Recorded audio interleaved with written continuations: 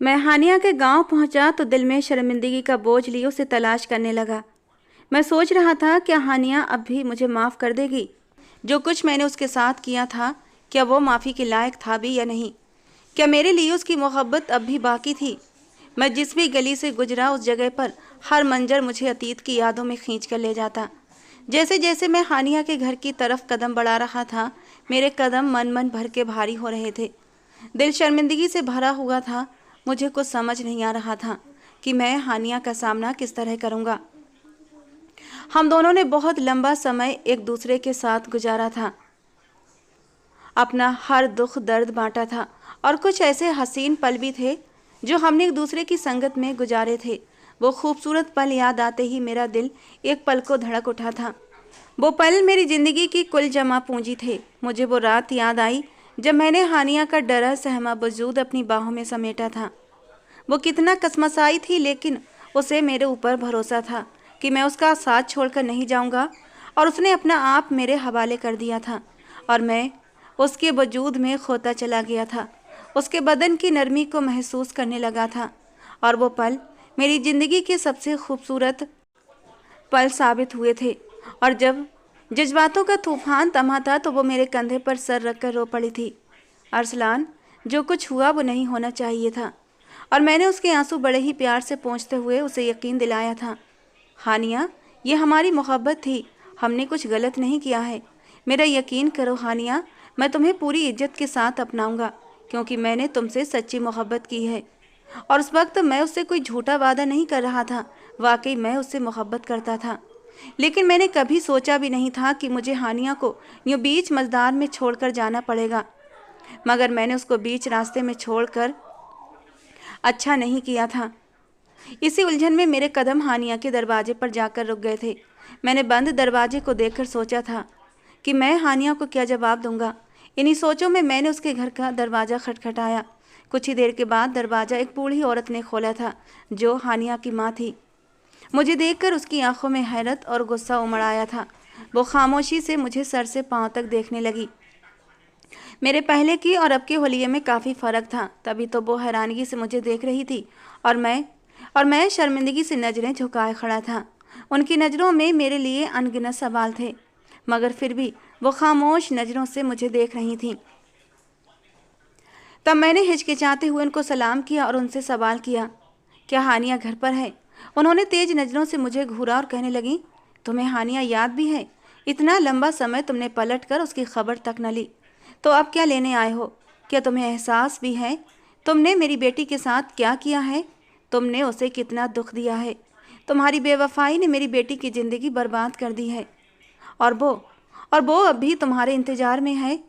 लेकिन वो हानिया जो तुम्हें चाहती थी, तुम्हारा इंतज़ार करती थी, अब वो जिंदा नहीं रही, बल्कि मेरा नाम अरसलान अहमद है। मेरा संबंध दिल्ली से है। हम 3 बहन भाई हैं।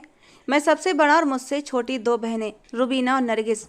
पापा के साथ एक छोटे से घर में रहते थे। पापा एक सरकारी नौकर थे। पापा की आमदनी से घर का गुजारा मुश्किल से होता था।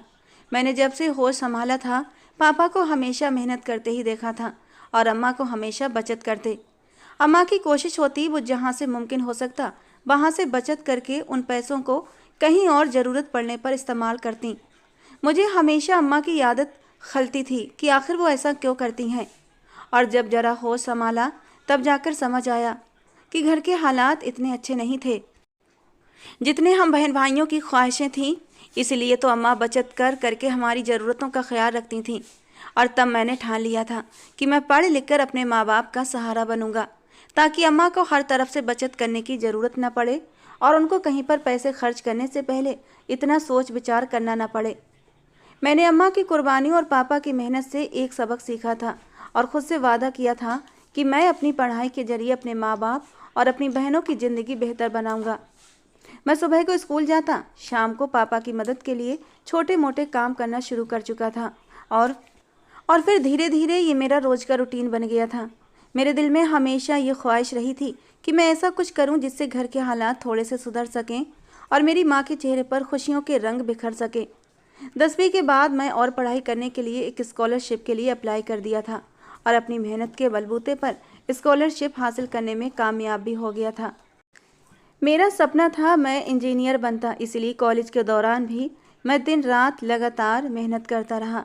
पार्ट टाइम जॉब करके अपनी छोटी मोटी ज़रूरतें पूरी कर लिया करता था, क्योंकि मैं पापा पर और बोझ डालना नहीं चाहता था।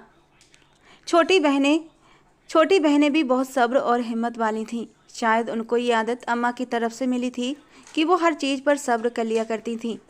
कॉलेज में शानदार नंबरों के बाद मुझे देश की एक बड़ी इंजीनियरिंग यूनिवर्सिटी में दाखिला मिल गया था। मेरा सपना बिल्कुल करीब होने को था, लेकिन तभी मैंने और भी मेहनत करना शुरू कर दिया था। दिन को मैं क्लासेस लेता, उसके बाद एक कैफ़े में जाकर पार्ट टाइम वेटर का काम करता था। फिर रात को मैं 2 घंटे बच्चों को ट्यूशन भी देता था। इस बीच मेरी दोनों छोटी बहनें भी अपनी पढ़ाई पूरी कर रही थीं और घर के हालात भी धीरे धीरे सुधरने लगे थे। यूनिवर्सिटी में मेरी मुलाकात उन्हीं दिनों हानिया से हुई थी।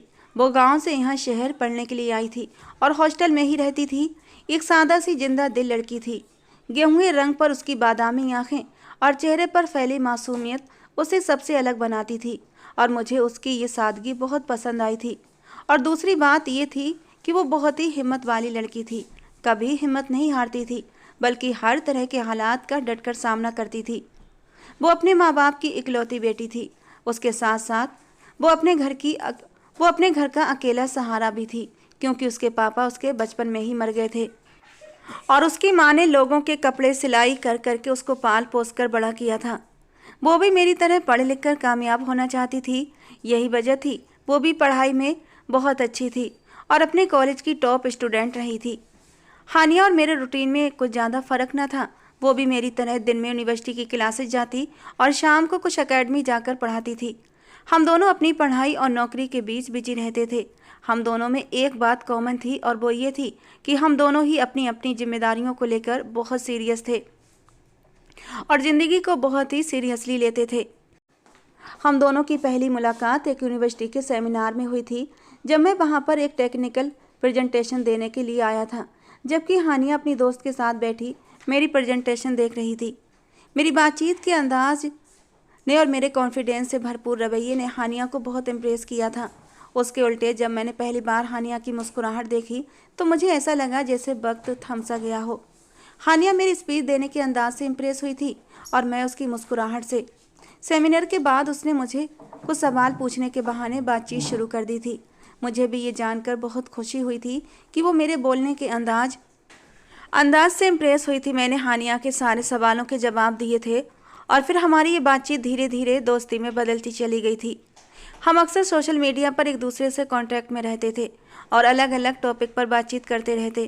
कुछ महीनों के अंदर मेरी और हानिया की दोस्ती गहरी से गहरी होती चली गई।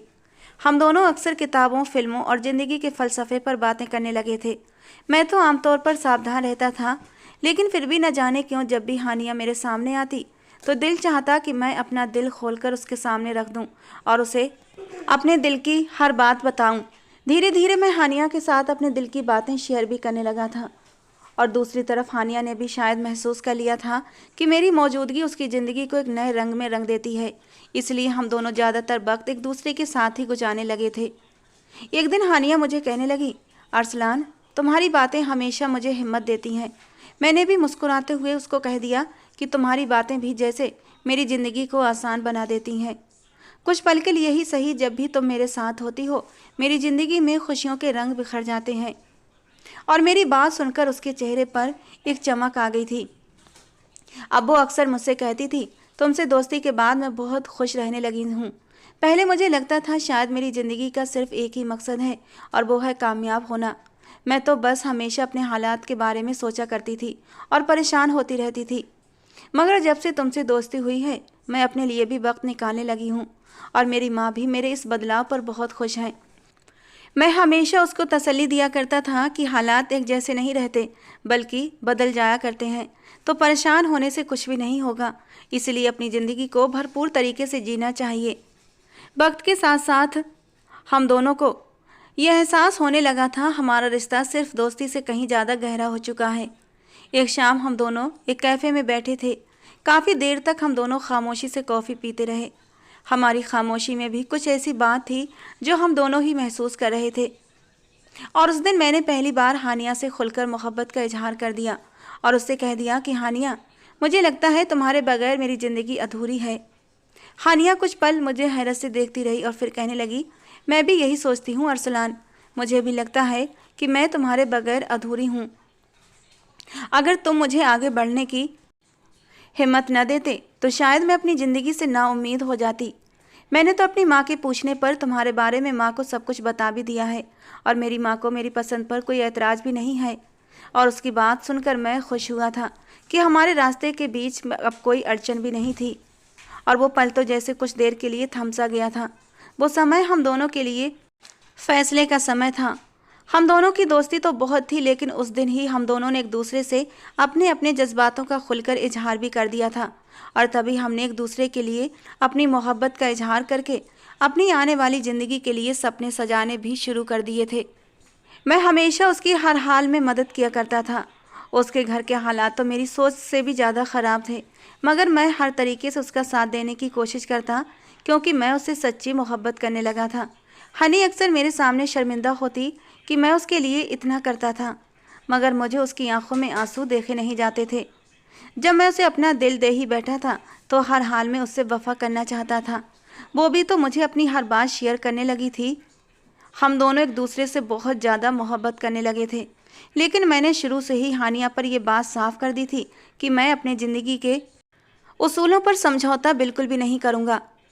और मैं अपने पैरों पर खड़ा होने के बाद सबसे पहले अपनी बहनों के फ़र्ज से फ्री होऊंगा, क्योंकि पापा ने तो सारी ज़िंदगी मेहनत करने में ही गुजार दी है और मैं अब उनको आराम देना चाहता हूँ। बहनों के फ़र्ज को पूरा करने के बाद ही मैं अपनी शादी के बारे में सोचूंगा। हानिया भी मेरी इस बात से सहमत थी। वो भी जानती थी मैं पहले अपनी बहनों की ही शादी करूँगा, उसके बाद ही अपने बारे में कोई फ़ैसला लूँगा। इसलिए उसने भी मेरे इस फैसले को समझा और मेरा साथ देने का वादा किया था। हमारे बीच ये वादा न सिर्फ मोहब्बत का था, बल्कि एक दूसरे के ख्वाबों को पूरा करने का इरादा भी रखता था। मेरी माँ ने मेरी परवरिश बहुत अच्छे से की थी। उन्होंने मुझे अच्छे बुरे की तमीज़ सिखाई थी। ये भी सिखाया था ज़िंदगी में कभी किसी दूसरे के ऊपर निर्भर मत रहना। और इसीलिए मैं चाहता था जब मैं शादी करूं तो मेरे पास इतनी जमा पूंजी हो कि मैं अपनी बीवी को खुशहाल ज़िंदगी दे सकूं। और हानिया मुझे अच्छे से समझती थी और उसने कभी मेरे फैसले को चैलेंज नहीं किया था, बल्कि हमेशा मुझे हौसला दिया था कि मैं अपने सपने पूरे करूं। एक शाम हम दोनों एक पार्क में बैठे बातें कर रहे थे। मुझे याद है पेड़ों के पत्तों की सरसराहट और शाम की ठंडी हवाओं के बीच मैंने बहुत प्यार से हानिया की तरफ देखा था। जब उसने मेरी तरफ सवालिया नज़रों से देखा, वो जान गई थी कि मैं उसे कुछ कहना चाहता हूँ। हानिया ने मुस्कुराते हुए मेरी तरफ देखा और कहने लगी, अरसलान बोलो, कुछ कहना चाहते हो? मैं गहरी सांस लेकर उसका हाथ अपने हाथों में थाम चुका था और मैंने बहुत ही प्यार से कहा, हानिया मैं तुमसे बेहद मोहब्बत करता हूँ। उसने मेरे हाथ पर अपना दूसरा हाथ रखा था। जानती हूँ अरसलान, तुम्हें कहने की ज़रूरत नहीं है। मैंने एक गहरा सांस लिया था और आगे बोला, और मैं अपनी ज़िंदगी तुम्हारे साथ गुजारना भी चाहता हूँ, लेकिन उससे पहले मैं चाहता हूँ कि मैं अपने पैरों पर खड़ा हो जाऊँ। मैं तुम्हें एक खुशहाल ज़िंदगी देना चाहता हूँ। हानिया ने कुछ पलों के लिए मेरी आंखों में झांका और फिर कहने लगी, अरसलान मैं भी तुमसे सच्ची मोहब्बत करती हूँ और मैं तुम्हारी सोच को समझती हूँ। मैं वादा करती हूँ तुम्हारे ख्वाबों को पूरा होने में तुम्हारा साथ ज़रूर दूंगी। मुझे यकीन है तुम अपनी मेहनत से अपनी मंजिल पा लोगे। कहते कहते उसने अपना सर मेरे कंधे पर टिका दिया था। मैं जानता था कि वो वैसे ही मेरी दीवानी है जैसा मैं उसका दीवाना था। पहली बार मैंने हानिया को अपने बाहों के घेरे में समेटा था। मेरी बाहों का स्पर्श महसूस करके हानिया कुछ देर के लिए कसमसाई थी, लेकिन उसने खुद को मेरी बाहों में ढीला छोड़ दिया था। उस पल मैंने हानिया को अपने साथ लगाकर उसकी खुशबू को अपने अंदर उतारा था। काफ़ी देर तक मैं उस पार्क में बेंच पर बैठा हानिया के साथ बैठा रहा। जी चाह रहा था ये पल यहीं थम जाए, लेकिन एक दूसरे से दूर तो जाना ही था। मैंने तय कर लिया था मैं जल्द से जल्द अपने सपने को पूरा करूंगा और हानिया को हमेशा हमेशा के लिए अपनी ज़िंदगी में शामिल कर लूँगा। मैं सुबह से शाम तक कड़ी मेहनत करता, अपनी पढ़ाई पूरी होने के साथ साथ एक अच्छी नौकरी की तलाश में भी रहता, और हानिया ने इस बीच मेरा बहुत साथ दिया था। वो मुझे हौसला देती, मेरी छोटी छोटी कामयाबियों पर खुश होती। और वो रात मैं कैसे भूल सकता हूँ जब मैं हानिया को उसकी एकेडमी से लेकर उसे हॉस्टल छोड़ने जा रहा था। लेकिन रास्ते में ही तेज बारिश होने लगी थी। कुछ देर तक हम यूं ही भीगते हुए मोटरसाइकिल पर सफ़र तय करते रहे। लेकिन वो जनवरी महीने की बारिश थी, हम दोनों ही भीग चुके थे और ठंड के मारे बुरी तरह कांप रहे थे। और तब हानिया ने रुकने के लिए कहा था। हम रुककर एक पेड़ के नीचे खड़े हो गए थे, लेकिन भीगने की वजह से हम दोनों ही ठंड के मारे कांप रहे थे। पास ही एक टूटा फूटा कॉटेज था, हम उसके अंदर चले गए। शायद वहाँ कोई रहता था, लेकिन अभी फ़िलहाल खाली पड़ा था। मैं और हानिया ने भीगे कपड़े उतार कर कॉटेज में मौजूद कपड़े पहन लिए थे। अब हमारी ठंड काफ़ी हद तक कम हो गई थी कि उसी वक्त लाइट चली गई थी और बादलों की तेज गड़गड़ाहट हुई थी। हानिया डर के मारे मेरी बाहों में लिपट गई थी और ये वो पल थे कि मैं खुद पर काबू ना पा सका। जब मैंने अपने होंठ उसकी गर्दन पर रखे और मेरी सांसों की सरसराहट उसके कानों में पड़ी तो वो एकदम से चौंकी थी और मेरी बाहों से निकलने लगी। मैंने उसके कानों के पास अपने होंठ ले जाकर धीरे से कहा था, हानिया प्लीज़ आज खुद को मुझसे दूर मत करो। आज मैं तुम्हारी चाहत में पूरी तरह गुम हो जाना चाहता हूँ। ये कहते कहते मैंने उसके ठंडे कांपते होंठों को अपने होंठों की कैद में लिया था और उसे मेरी मोहब्बत पर यकीन था। उसने कोई ऐतराज़ नहीं किया था, बल्कि मेरी मोहब्बत में खुद भी बहकती चली गई थी। बाहर बारिश का तेज़ तूफ़ान था तो अंदर कमरे में जज्बातों का तेज़ तूफ़ान आया हुआ था। हम दोनों ही एक दूसरे में गुम हो चुके थे और जब मैंने उसके गले से दुपट्टा उतार कर फेंका था और उसके कुर्ते की डोरियों पर हाथ रखा तो उसने सिर्फ एक नज़र मेरे ऊपर डाली थी। उस नज़र में क्या कुछ नहीं था, मोहब्बत का मान, विश्वास और कभी न छोड़ने की उम्मीद। और मैंने भी आंखों ही आंखों में उसे हिम्मत दी थी कि मैं उसे कभी छोड़कर नहीं जाऊंगा। और उसने सुकून से ये विश्वास पाने के बाद अपने आप को मेरे हवाले कर दिया था।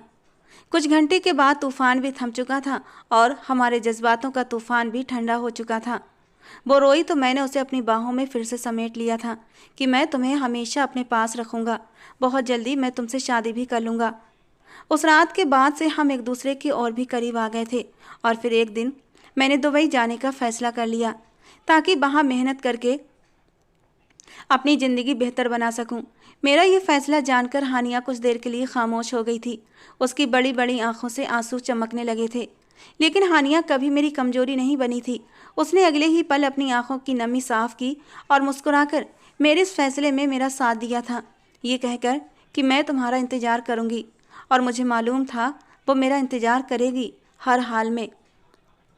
मैंने दुबई जाकर एक कंपनी में नौकरी करना शुरू कर दी। शुरू में तो काम बहुत सख्त था, ऊपर से था भी परदेश, घर वालों से और हानिया से दूरी का एहसास भी बहुत होता था।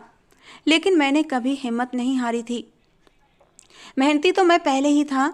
मैं दिन रात मेहनत करता, ओवर टाइम भी करता कि ज़्यादा पैसे कमा सकता। इसी बीच मैं हर तरह के लोगों के साथ काम करना शुरू कर चुका था और एक दिन एक इवेंट में मेरी मुलाकात एक हसीन अरबी लड़की नायला से हुई थी। नायला दुबई की ही रहने वाली थी। वो अपने पापा के बिजनेस में मदद करती थी। नायला बहुत खुश अखलाक और दोस्ताना मिजाज की लड़की थी। हम दोनों के बीच अच्छी बातचीत शुरू हो गई थी और जल्दी ही हम अच्छे दोस्त बन गए थे। मेरी ज़िंदगी में दुबई जाने के बाद बहुत कुछ बदल गया था। मेरा हर दिन मेहनत से शुरू होता और मेहनत पर ही ख़त्म होता था। लेकिन धीरे धीरे परदेश की तन्हाई और दुबई की चमक दमक ने मेरे ख्यालों को बदलना शुरू कर दिया था। हर दिन नायला से मुलाकात होना जैसे एक रूटीन सा बन गया था। लेकिन वक्त गुजरने के साथ साथ ये संबंध और भी गहरा होने लगा था। नायला की पर्सनालिटी का जादू और उसकी खुशगवारी ने मेरे दिल पर एक गहरा ही असर डाला था। उधर हानिया हर बार मेरे फ़ोन का इंतज़ार करती रहती, मेरी कामयाबी के बारे में पूछती रहती और मुझे आगे बढ़ने की हिम्मत देती। तो वहीं नायला भी मेरी हिम्मत बढ़ाती और मेरी मुश्किलों को समझती थी। अब तो उसने मेरी ज़िंदगी में कुछ ज़्यादा ही दिलचस्पी लेना शुरू कर दी थी। मैंने महसूस किया था कि नायला मेरी ज़िंदगी में वो कमी पूरी कर रही थी जो हानिया की दूरी की वजह से पैदा हुई थी। नायला के साथ वक्त गुजारना मेरे लिए एक सुकून का कारण बन गया था। हम दोनों अक्सर शाम को मिलते, दुबई की गलियों में घूमते और अपनी ज़िंदगी के तजुर्बे एक दूसरे से शेयर करते। मुझे अपनी कंपनी के प्रोजेक्ट में शामिल करने की उसने पेशकश की और ये तो जैसे मेरे करियर के लिए एक नया दरवाज़ा खुलने जैसा था। मैंने धीरे धीरे महसूस किया था कि मेरी ज़िंदगी में नायला की अहमियत बढ़ती ही जा रही थी। नायला के साथ गुजारी गई शामें और उसकी गर्मजोशी ने मुझे हानिया के बारे में सोचने का मौका ही नहीं दिया था। मैं ये समझने लगा था शायद हानिया और मेरे बीच फासलों ने ही हमें अलग करवाया है। हानिया ने मुझे बहुत फ़ोन किए, मगर मेरे पास तो जैसे अब उसके लिए वक्त ही नहीं था। और एक दिन उसने मुझे बताया कि कभी मुझसे फुर्सत में बात करो, मैं तुम्हें कुछ बताना चाहती हूँ। मुझे इस वक्त तुम्हारी सबसे ज़्यादा ज़रूरत है। लेकिन मैंने ये कहकर फ़ोन काट दिया था।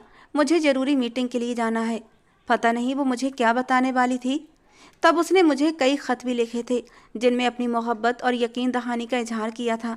लेकिन मेरे जवाब सर्द और छोटे होते गए। हानिया को अंदाज़ा होने लगा था कि मैं बदल रहा हूँ, लेकिन वो इस हकीकत को कबूल करने के लिए तैयार नहीं थी। वो सोचती थी शायद मेरे हालात बेहतर होने के बाद सब कुछ पहले जैसा हो जाएगा। उसको लगता था मेरे काम कुछ ज़्यादा ही बढ़ गए थे। शायद इसीलिए मैं उसके साथ इस तरह का सर्द बर्ताव कर रहा था। मुझे कभी कभार हानिया का ख्याल आता था और मुझे ये सोचकर जुर्म का एहसास भी होता था कि मैं उसकी मोहब्बत और वफादारी को नज़रअंदाज कर रहा था। लेकिन मेरे आसपास का माहौल, नायला की मौजूदगी और मेरी अपनी बढ़ती हुई कामयाबियाँ मुझे हकीकत से इनकार करने पर मजबूर कर देती थीं। मैं अपने आप को यही समझाता, शायद हानिया के बगैर भी ज़िंदगी अच्छी गुजर सकती है। हानिया ने मेरे लिए अपने ख्वाबों और मोहब्बत को पाने के लिए हर तरह की कुर्बानी दी थी। उसने अपनी ज़िंदगी के बेहतरीन साल मेरे ख्वाबों को सहारा देने में गुजारे थे। लेकिन मुझे ये समझने में देर हो गई थी और एक दिन मुझे हानिया की तरफ से एक ख़त मिला जिसमें लिखा था, अरसलान, मैंने तुम्हारी मोहब्बत में अपनी ज़िंदगी के सबसे खूबसूरत पल गुजारे हैं। मैंने तुम्हारे ख्वाबों को अपनी दुआ समझा था, लेकिन अब मुझे लगता है शायद तुमने ख्वाबों में मुझे कहीं खो दिया है। मैंने तुम्हें आज़ाद छोड़ दिया है अरसलान, ताकि तुम सुकून से अपनी ज़िंदगी गुजार सको। जो तुम्हारे दिल के करीब है उसके साथ खुश रहो। मुझे जीने की एक वजह मिल गई है और मैं उसी के सहारे अपनी ज़िंदगी गुजार लूँगी। हानिया के ख़त ने मुझे कुछ देर के लिए अतीत की यादों में गुम कर दिया था। उसे जीने की आखिर ऐसी कौन सी वजह मिल गई थी? शायद उसने अपने लिए कोई जीवन साथी चुन लिया होगा। लेकिन मैं अपनी नई ज़िंदगी को हकीकत में कबूल कर चुका था। मैं जानता था हानिया के ख़त ने मुझे आज़ाद कर दिया है। अब वो आगे से कभी मुझे कॉल या ख़त के ज़रिए बातचीत नहीं करेगी। कुछ वक्त बाद मैंने नायला से अपनी मोहब्बत का इजहार कर दिया और हम दोनों ने अपनी ज़िंदगी एक साथ गुजारने का फ़ैसला कर लिया। मैंने नायला को अपने बारे में सब कुछ बता रखा था, सिवाय हानिया वाली बात के, और नायला मेरी मेहनत से बहुत इम्प्रेस हुई थी। मुझे भी नायला की सादगी और उसकी मदद करने का ये रवैया बहुत पसंद आया था। मोहब्बत के सफ़र में हम दोनों के दिल एक दूसरे की तरफ खींचने लगे थे, और जब नायला ने अपनी मोहब्बत के बारे में अपने घर वालों को बताया तो उसको अपने घर वालों के गुस्से का सामना करना पड़ा था। नायला के पापा तो चाहते थे वो किसी दुबई के ही बड़े बिजनेसमैन से शादी करे, लेकिन नायला ने अपने पापा को समझाने की कोशिश की कि वो मुझसे प्यार करती है और मुझसे ही शादी करना चाहती है। मैंने फैसला कर लिया था मैं नायला के पापा को अपनी मेहनत से और अपने अच्छे अखलाक से कायल कर लूँगा। मैं नायला के पापा के बिजनेस प्रोजेक्ट में उनकी बहुत मदद करने लगा और अपनी काबिलियत और मेहनत का सबूत मैंने उन्हें दे दिया था। नायला के पापा मुझसे बहुत इम्प्रेस हो गए थे। नायला के पापा मेरी और नायला की शादी के लिए राज़ी हो गए, क्योंकि उन्हें अपनी बेटी की खुशी भी प्यारी थी, और यूँ मेरी और नायला की शादी हो गई। मैंने अपने अम्मा पापा को इस बारे में बताया तो थोड़ी नाराज़गी के बाद वो भी मान गए थे, क्योंकि उनको मुझ पर पूरा भरोसा था कि मैं कुछ भी गलत नहीं कर सकता। शादी के बाद नायला ने मेरी ज़िंदगी में न सिर्फ मोहब्बत बल्कि सुकून भी शामिल किया था। मैं अपनी बहनों के लिए कुछ ख़ास करना चाहता था और नायला ने मेरी मदद के लिए हर मुमकिन कोशिश की थी। नायला ने कहा था वो मेरी बहन की शादी करने के लिए अपने पास से पैसे देगी, लेकिन मैंने उसे मना कर दिया था, क्योंकि मैं खुद अपनी मेहनत की कमाई से अपनी बहनों को उनके घर का करना चाहता था। बल्कि मैं तो खुद अपने कदमों पर खड़ा होकर खुद अपनी पहचान बनाना चाहता था, और नायला ने मेरे इस जज्बे की कदर की थी। वो हर तरह से मेरे कदम से कदम मिलाकर मेरे साथ चल रही थी। बड़ी बहन की मैंने शादी कर दी और छोटी बहन नरगिस को मेरी तरह पढ़ने का बहुत शौक़ था, इसलिए मैंने उसका एडमिशन करा दिया। उसकी पढ़ाई के खर्चे भी उठाने लगा। मैं अब तक लौटकर हिंदुस्तान नहीं गया था, यहाँ तक कि मेरी छोटी बहन नरगिस की पढ़ाई भी पूरी हो गई थी और फिर एक अच्छे ख़ानदान में उसका रिश्ता तय हो गया और फिर उसकी भी शादी कर दी। मेरी दोनों बहनें अपनी अपनी ज़िंदगी में खुश थीं और मेरा दिल भी सुकून से भर गया था। बहनों की शादियां करने के बाद मैं और नायला ने अपने ओर ध्यान दिया था। अपना सारा ध्यान अपने नए कारोबार पर लगाया था और धीरे धीरे हमारी मेहनत रंग लाई थी और हमारा कारोबार खूब तरक्की करने लगा था। और तब नायला ने मुझे ज़िंदगी की सबसे बड़ी खुशखबरी सुनाई थी। पूरे 5 साल बाद हमारे यहाँ बेटा पैदा हुआ, जिसका नाम नायला ने उबैद रखा। उबैद में तो हम दोनों की जान बसती थी। हम दोनों ने मिलकर अपनी ज़िंदगी को खुशी और कामयाबियों से भर दिया था। लेकिन हमारी इन खुशियों के सफ़र में एक ऐसा मोड़ आया जिसने हमारी दुनिया को हिलाकर रख दिया। एक दिन नायला ने अपने शरीर में अजीब सी कमजोरी और थकान महसूस की। पहले तो वो इन सब बातों को नज़रअंदाज करती रही, मगर वक्त के साथ साथ ये कमजोरी बढ़ती गई। बुखार तो कभी भूख की कमी और कभी थकावट उसे परेशान करने लगी थी। मैं उसे फ़ौरन एक डॉक्टर के पास लेकर गया और कुछ टेस्ट के बाद डॉक्टर ने हमें मशवरा दिया कि और भी टेस्ट करवाओ। और फिर आगे जो रिपोर्ट हमारे सामने आई थी, हमारी पूरी दुनिया हिलकर रह गई थी। नायला को आखिरी स्टेज का कैंसर था और ये खबर बिजली बनकर हमारे ऊपर गिरी थी। ये जानकर नायला की बीमारी बहुत ख़तरनाक है, मैं हर मुमकिन इलाज करवाने का फ़ैसला कर चुका था। नायला ने अपनी बीमारी को सब्र और हौसले से कबूल किया था, मगर मैं अंदर से टूट चुका था। दुबई के सबसे अच्छे अस्पताल में मैंने नायला का इलाज शुरू करवाया था। कीमोथेरेपी, दवाएं और डॉक्टर के मशवरे सब कुछ आजमाया, लेकिन बीमारी दिन ब दिन बढ़ती गई। नायला ने इस मुश्किल वक्त में भी अपनी मोहब्बत और अपनी हिम्मत से मेरे हौसले को बढ़ाया था। वो कहती, हमारी मोहब्बत ने जो ख्वाब देखे हैं तुम्हें उन सबको पूरा करना है। मेरी बीमारी तुम्हें कमज़ोर नहीं बना सकती। उसके शब्द मेरे लिए रोशनी का मीनार थे, लेकिन हकीकत तो ये थी कि उसकी हालत अब दिन ब दिन ख़राब हो रही थी। और एक दिन वो अस्पताल के बिस्तर पर लेटी हुई थी और मैं उसके पास बैठा हुआ था और मेरे हाथों में उसका हाथ था। वो मुझसे कहने लगी, तुमने मेरी ज़िंदगी को मोहब्बत और खुशियों से भर दिया। मेरी दुआ है तुम हमेशा खुश रहो।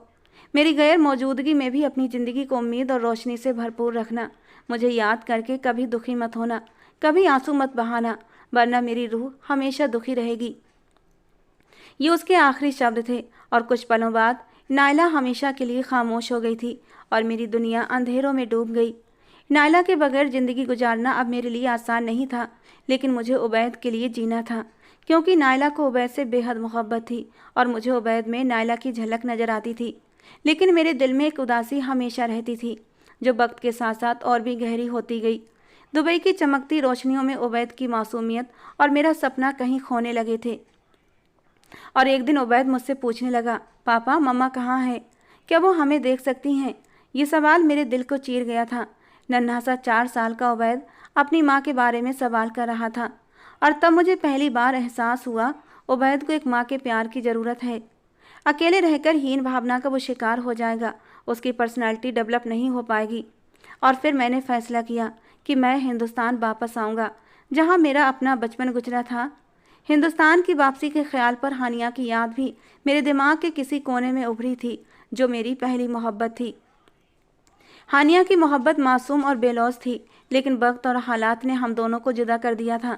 हानिया की याद मेरे दिल में एक उम्मीद की किरण रोशन कर रही थी, लेकिन उस उम्मीद के साथ एक डर भी था। क्या हानिया अब भी उसी तरह होगी?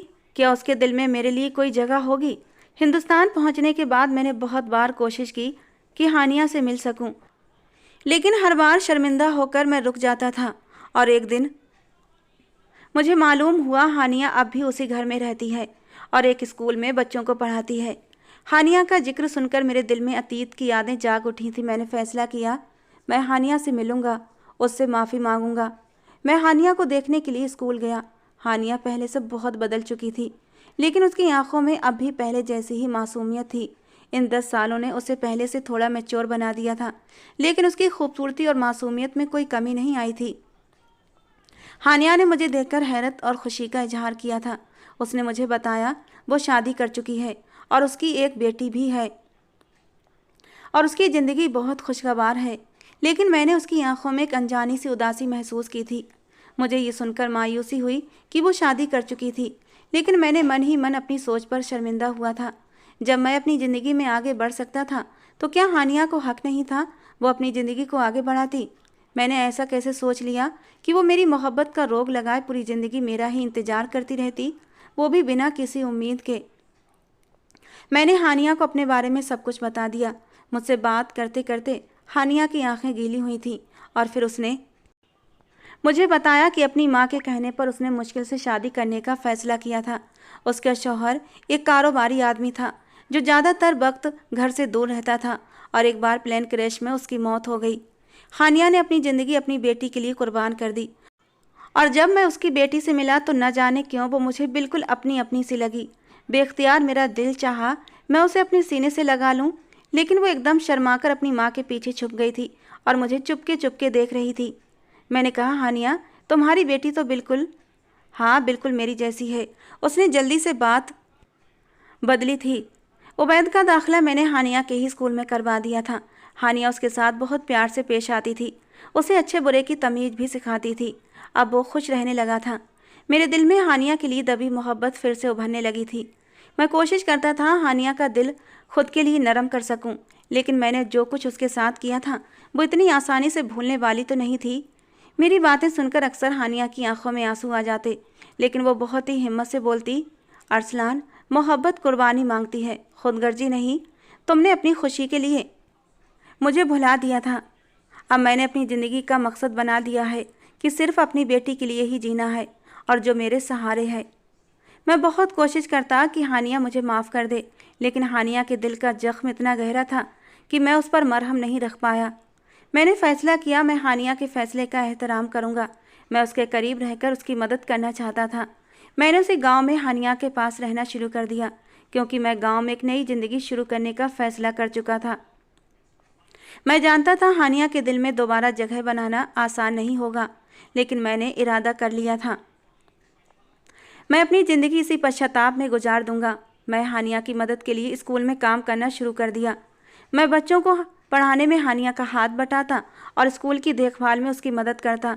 हानिया शुरू में मेरी मदद कबूल करने से इनकार कर रही थी, लेकिन गांव के लोगों और बच्चों की बेहतरी के लिए वो मजबूर हो गई। मैं दिन रात मेहनत करके स्कूल को बेहतरीन बनाने की कोशिश कर रहा था। गांव वालों के लिए एक छोटा सा क्लिनिक भी खुलवा दिया ताकि लोग सेहत की बुनियादी सहूलतें हासिल कर सकें। हानिया ये सब कुछ देखती रही, लेकिन उसके दिल का जख्म अब भी ताज़ा था। गांव के लोग मेरी मेहनत और खुलूस देखकर मेरी तारीफ करते, और मैं जो खुद को खुदगर्ज इंसान समझता था अब एक हमदर्द और मुखलिस इंसान बन चुका था। मैं स्कूल के बच्चों के लिए किताबें, कपड़े खरीद कर उनके लिए खेल के मैदान बनवाए और उनकी ज़िंदगी में खुशी के रंग भरने की कोशिश की। हानिया खामोशी से ये सारे काम देखती रहती। उसको यकीन नहीं आता था क्या मैं वाकई बदल चुका था। एक दिन मैं किसी काम के सिलसिले में हानिया के घर गया था। उसकी माँ मुझे देखकर खुश नहीं हुई थी, लेकिन शायद हानिया ने उन्हें मेरे बारे में कुछ समझा बुझा दिया था, इसीलिए उन्होंने मुझे इज्जत से बिठाया, मेरे लिए चाय भी लेकर आईं। उसके बाद वो उठकर चली गई थी। मैं उन्हें कुछ ज़्यादा पसंद नहीं था जो वो मेरे पास बैठती।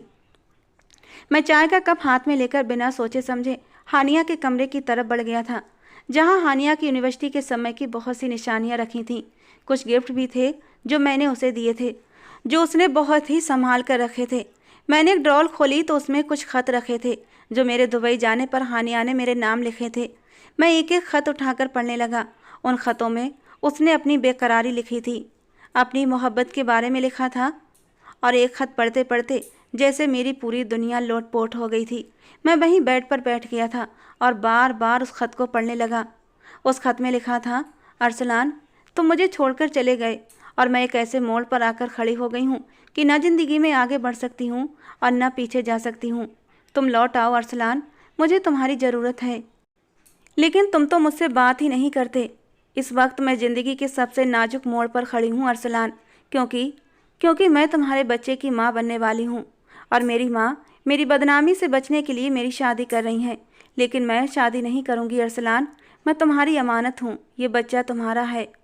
वो ख़त मेरे हाथों से छूट कर गिर पड़ा था और आहट की आवाज़ पर मैंने नज़र उठाकर देखा तो हानिया की माँ खड़ी थी। कहने लगी, हानिया तुम्हारे बच्चे की माँ बनने वाली थी। मैंने उस पर बहुत प्रेशर डाला कि वो शादी कर ले, लेकिन वो नहीं मानी और सिर्फ तुम्हारे नाम के सहारे उसने ये 10 साल गुजार दिए। तुम्हारी बेटी को जन्म भी दिया।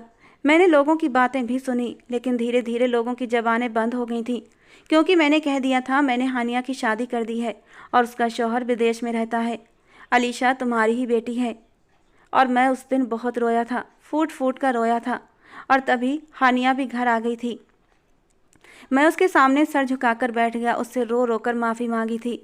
उसने मेरा कितना विश्वास किया था और मैंने उसका विश्वास तोड़ दिया था। मेरे इतने दिनों की मेहनत और खुलूस को देखते हुए उसने मुझे माफ़ भी कर दिया था। अपनी माँ के कहने पर मुझसे शादी भी कर ली। मैं अपनी बेटी को सीने से लगाकर बहुत रोया था। ये खून के रिश्ते ऐसे ही होते हैं। मेरा दिल पहले से ही अलीशा के लिए हुमकता था और वो भी तो हर वक्त मेरे पास आने की कोशिश करती थी। हानिया ने मेरे बेटे उबैद को दिल से अपना लिया था। वो अलीशा में और उबैद में कोई फ़र्क नहीं करती थी, बल्कि अपने सगे बेटे की तरह रखती थी। और उबैद भी हानिया को अपनी सगी माँ समझने लगा था। उसके चेहरे पर खुशियों की चमक लौटने लगी थी। मैं हानिया को खुश करने की हर मुमकिन कोशिश करता और मैं अपनी कोशिश में कामयाब भी हुआ था, क्योंकि हानिया भी खुश रहने लगी थी। लेकिन कभी कभी तन्हाई में बैठकर सोचता तो पता नहीं ऐसा क्यों लगता कि हानिया के दिल में अब मेरे लिए वो पहले वाली मोहब्बत नहीं है। और फिर मैं एक गहरी सांस लेकर रह जाता। होनी भी नहीं चाहिए, क्योंकि मोहब्बत का यकीन अगर एक बार टूट जाए तो वो दोबारा बहाल नहीं होता। मैंने भी उसके भरोसे की धज्जियाँ बिखेर दी थीं। वो कैसे दोबारा मुझसे मोहब्बत कर सकती थी? बस हालात के आगे उसने खुद को झुका दिया था। शायद अलीशा और उबैद के अच्छे फ्यूचर के लिए और मेरे लिए यही काफ़ी था। मुझे कम से कम हानिया का संग तो नसीब था और दोनों बच्चों को माँ बाप का प्यार मिल गया था। मैं आगे यही कोशिश करता कि हानिया को मुझसे कोई तकलीफ़ ना हो और वो भी मुझसे कोई शिकायत नहीं करती थी। बस ज़िंदगी में अब एक ही कमी थी, काश हानिया मुझसे पहले की तरह मोहब्बत करने लगे, जो शायद नामुमकिन बात है। दोस्तों, आज की हमारी ये कहानी आपको कैसी लगी कमेंट बॉक्स में ज़रूर बताना। पसंद आई हो तो प्लीज़ लाइक करना। रोज़ एक नई रोमांटिक कहानी सुनने के लिए हमारे चैनल को सब्सक्राइब करना। मिलते हैं दोस्तों अगली किसी नई कहानी के साथ।